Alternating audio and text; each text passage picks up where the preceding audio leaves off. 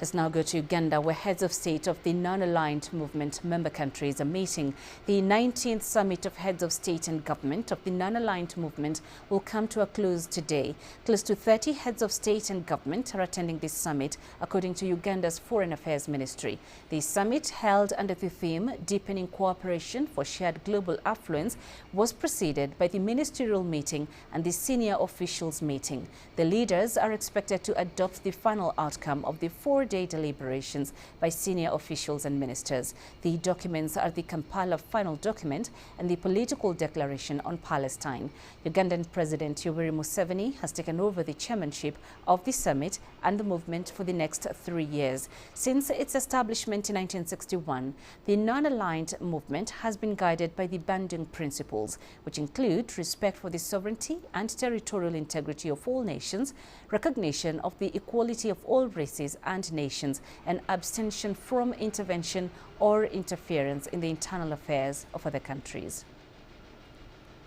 Our reporter Nick Mudimba is joining us live now from Kampala. Nick, what's the latest from the non-aligned movement heads of state summits?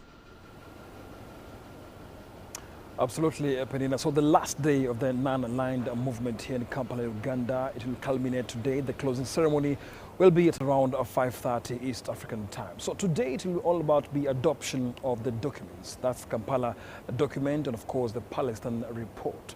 The heads of state will now be taking what the senior officers and of course ministers came through from day one to discuss all this. So adoption of the documents will be very, very integral today.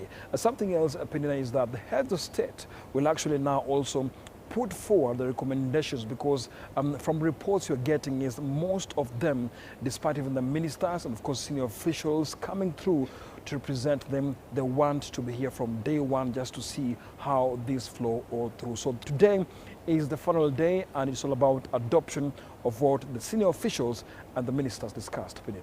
Okay, so pushing it forward, what should we expect at the end of the day?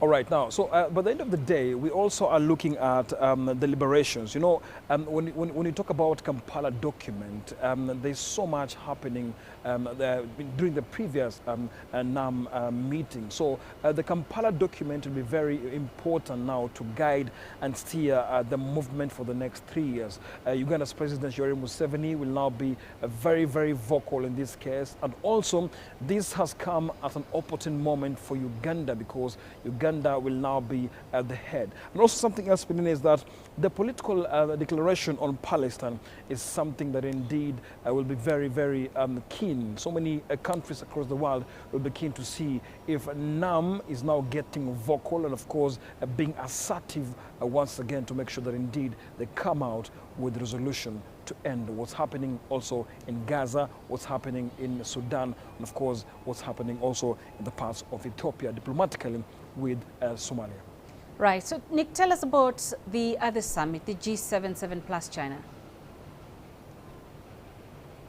All right, so a big transition. This will be now an economic transition. The NAM summit based its agenda on political kind of a setup. But this time round, the G77 plus China summit will be more of trade.